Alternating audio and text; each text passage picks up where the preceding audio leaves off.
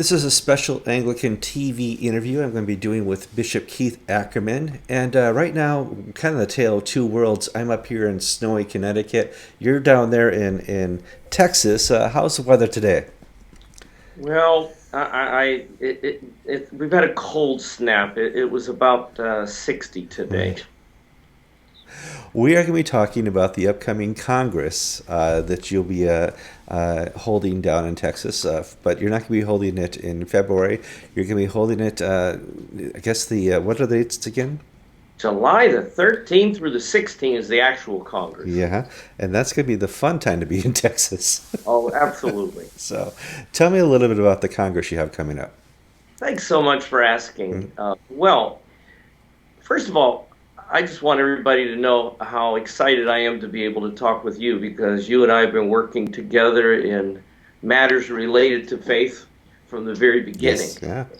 And it's been many years, and I like to look back on the first interviews, and I knew the first time that this ministry was destined for something special, so thank you. Thank you. What had happened was a few years ago when I was on one of my usual trips to England, I sat down with my dear friend Bishop Michael Nazarali, and we began discussing what we saw in general terms, some of the difficulties in all of Christianity, but particularly focusing on some of the difficulties which we see in Anglicanism. And what we concluded was that a great deal of time is spent with people dealing with symptoms of deeper problems. For example, we come up with one issue or another, and so we exhaust that subject, and we have people who then respond to it, and people who have better ideas, and some people who even have some sources they can quote. But we oftentimes don't get to the root problems. We don't get underneath what causes it. So in other words, it's a bit like handing a Kleenex to somebody who's sneezing and thinking we're going to be able to remove their cold. It doesn't happen. And what we concluded in our conversation is that we have what could be called a phenomenal ecclesial deficit. So let's put it a little differently. We would contend, Bishop Michael and I, as I know others would, that most of the problems we are handling today are really a result of a faulty ecclesiology and a confusion between authority and power. That is, who has the authority to do certain things in the church today? That is a somewhat primary ecclesiological question. And yet, what we discovered was numerous groups, denominations, communions, provinces get together, and they vote on matters that, well, quite honestly, they've not been authorized to vote on. As if somehow they have the authority to be able to make changes which have not been agreed upon. Now, the idealist will say, well, we could resolve that. Let's just have a worldwide ecumenical council. Well, and to be fair, that's what I would say. Yeah. Okay. Yeah. No, that's idealistic. Yeah. And it would be my goal. That would be my goal. There needs to be a worldwide ecumenical council. I would totally agree. Okay. The reason we have difficulty with that is it's sort of like family reunions. If Uncle Fred comes, I'm not showing up. It's kind of like the Episcopal Church of 2012, but yes. I mean, really, that's right. And so we recognize that as much as we would like for that to be an end goal, and that is my end goal, by the way, as an ecumenical council, that we have to have some preliminary steps. Now, back in the 1920s and 1930s, the Anglo-Catholics around the Anglican world decided that they needed to have some congresses where they could talk, where they would be able to support each other. And in many instances, this meant bringing in some of the prime missionaries, like Bishop Frank Weston, for example, of Zanzibar, who was one of the key leaders. And if you look carefully at some of the luminaries there, what you recognize is that most of the missionary endeavors were really from those who had what one might call a healthy understanding of the relationship between missiology and ecclesiology. Today we have people who can talk about ecclesiology but have no missiology. Mm-hmm. We have some people who have great missiology. They have great plans, but they have no basis in ecclesiology. Now, the United States felt some of the same things, and so in the Midwest, in the Beretta Belt, in the 30s, there were some congresses similarly held, oftentimes hosted by the Bishop of Fond du Lac. These congresses not only produced papers, but they gave people an opportunity to study what the church fathers had to say. If you really stop and think about it, and I'm certainly not referring to you, my dear brother, but if we read what people have to say, many people seem to have, as Anglicans, this golden moment, sort of like there was a time when Anglicanism was so pristine and so perfect, and everybody needs to work diligently to get back to that point. Tragically, that means that we can probably bring that number down to about 100 golden ages, depending upon the people with whom we're speaking. Mm-hmm. Certainly, evangelicals, Anglo-Catholics, charismatics, whatever groups you want to talk about, all have that golden moment, and those golden people, and all of that is wonderful. But what we discover is that, quite frankly, 16th century is modern church history. 400 years ago, in the scheme of ecclesiology and in the scheme of history, is modern history. And people oftentimes do not have the facility nor the interest to go back and look in the ages when a number of the councils were held and we were developing the basics of theological approaches. Many of those extraordinary theological definitions, creeds, were all formed at a time well before modern church history. And so, three kinds of ecclesiology have emerged over the years. Now, people may say, well, that's ecclesiology. Okay. Somebody says, study of church. Well, that's perhaps an adequate way of looking at it. But here's the way I like to look at it, Kevin. Anytime there's chaos at home, chaos in an institution, chaos in a culture, people have different ways of trying to bring in a semblance of order. In other words, the goal is to have some form of order, but people approach the ordering of chaos in different ways. That gives rise to what we see in the three approaches of ecclesiology. Again, let's give the home example. Chaos in the home. Somebody says, Dad needs to stand up and lay down the law, and he needs to let everybody know what the rules of the house are. In many ways, although I would say highly simplistically on my part, that would be the magisterial model. Mm-hmm. Somebody can stand up and say, we need to have order in this house, and here's the way we're going to achieve that order. Now, there are other houses where people will say, well, we don't have to really do that, because don't you remember several hundred years ago, the family sat down, we started writing down all the things we believed in, the way we were going to run the house, so let's go back and see what we agreed upon. And that would be somewhat the confessional. Mm-hmm. Going back and rereading those things which were said in periods of chaos to try and bring semblance of order. And the third would say, why don't we look at that which we have agreed upon ever since we first understood that we had a family? Let's go back and see what our families before then were able to discuss and agree upon when there were real family reunions, when the whole family got together and they were making decisions not just for our little house, but for anybody who had our name, anybody who was related to us. And of course, that's the conciliar. The idealist would say that all conciliar movement is the most effective. Well, in fact, if we look at history, we can see many instances it probably is. We can also say that it is the prevailing ecclesiology for the Eastern Orthodox. Mm-hmm. And it was, in fact, the prevailing ecclesiology for the English Church, and particularly what one might call an Anglicanism.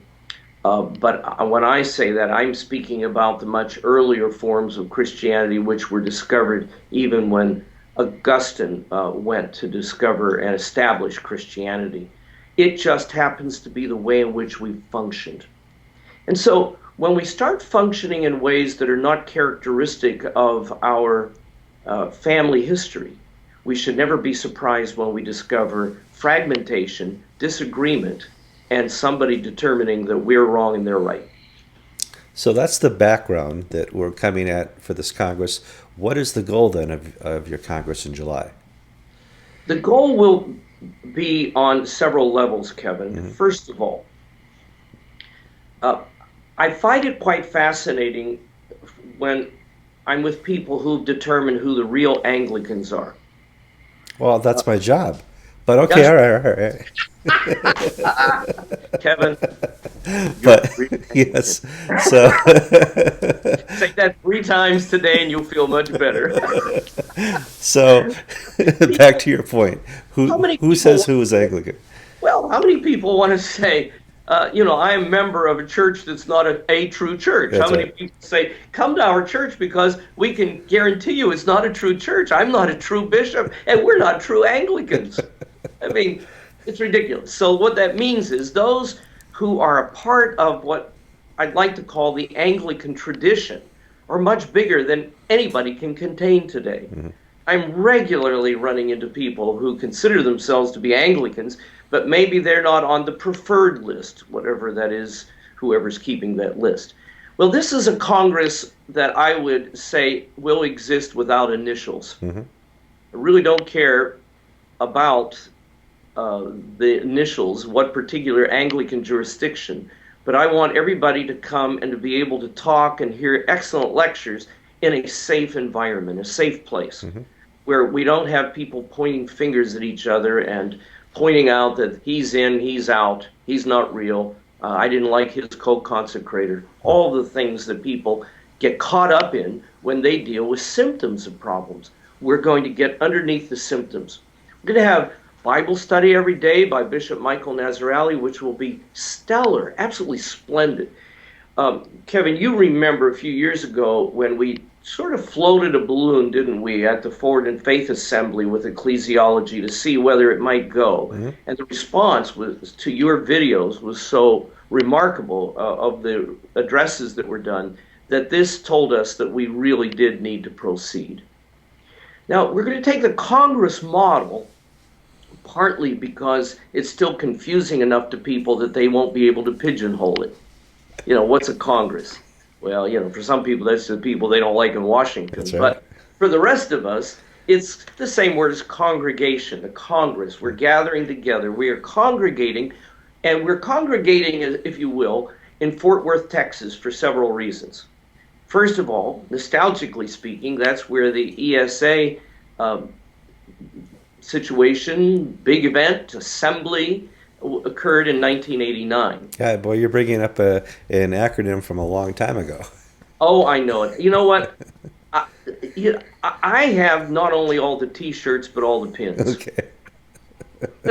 And Let's remind people what the EA is. yeah, Episcopal Synod of That's right. America Yeah. in 1989, convened by traditional Episcopalians for the purpose of being able to write the course. It, on one hand, was called to some extent because of the election of a female to be a bishop in the Episcopal Church. But so much has happened since then, and new names, new titles, international realities, and today there is something called Forward in Faith. But here's the point, Kevin, and everybody who's listening. This is not a Forward in Faith event. The Congress is not a Forward in Faith event. We just happen to be one of the many groups that is co-sponsoring this. The sponsorship of this Congress knows no bounds. Father Chad Hatfield, the brilliant chancellor at St. Vladimir's Theological Seminary, will be speaking, leading workshops. He's brilliant, absolutely brilliant, and will bring some of the conciliar understanding. Dr. Edith Humphrey, just one of the finest minds of the church, will be able to speak. Bishop John Hind, of sometime Bishop of Chichester, who's one of the great minds in the English church. And on the list goes with some of the great speakers that we are going to be able to have.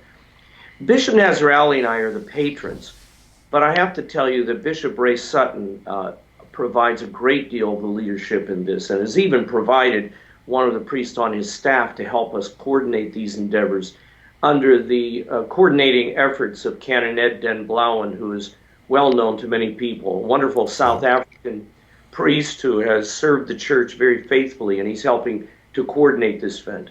So what we hope to accomplish, gather the people together, listen carefully to what the church has said, listen to what Jesus is saying to the church, and then come up not just with a document that everybody can go home and say they passed and then you get to put it in your file, but rather something that may say this is what the church needs to be looking at. Now, one person called me the other day and they said, well, isn't this just a Catholic GAFCON? And I thought that was humorous enough to respond. And here's what I would say. It's different. It's different. This is not in competition with anything else that's going on. This is an attempt to get everybody together with the hopes that maybe not in my own lifetime, but in your lifetime, Kevin, there will be an ecumenical council where churches will all gather together for the purpose of being able to look at the much larger issues, but to be able to look at the signs and to know when decay occurs. Well, I think, for the first time in many generations, we actually have a pope who would consider it.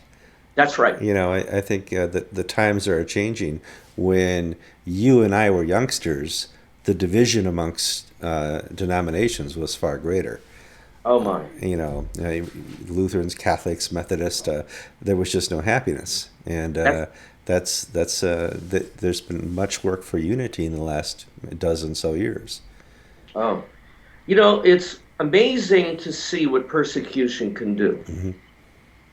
And while I would not subscribe to the idea, if you want stronger Christians, have a healthy time of persecution, because we're living through that and it breaks our hearts.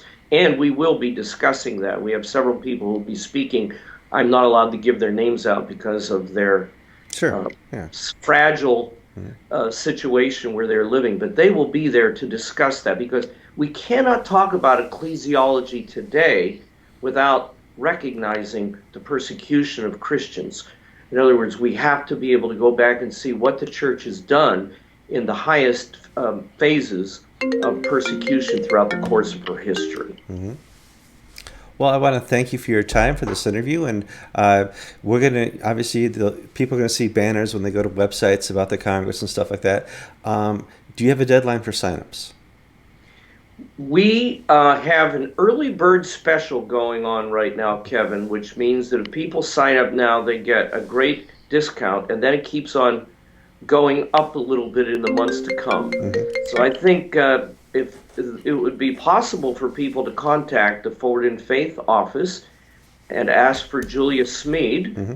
Julia is helping to coordinate that, even though she is employed by Forward in Faith, and she'll be helping to coordinate some of that information. And I understand a dear friend of mine is going to be there not only videotaping, but interviewing and talking with people. Is that correct, Kevin? You've given me the opportunity to talk about Christianity and technology, and we'll see how that works. But yeah, but you know what? You know what, my friend? When they go home, I want them to remember you, because you've helped so many of us for so many years. Well, thank you so much. Once again, thank you for your time. And in the show notes, I'm going to include a link to the sign-up page, the link to the Congress's website. And thank you so much for your time, Bishop. Thank you so much, Kevin. God bless you. God bless.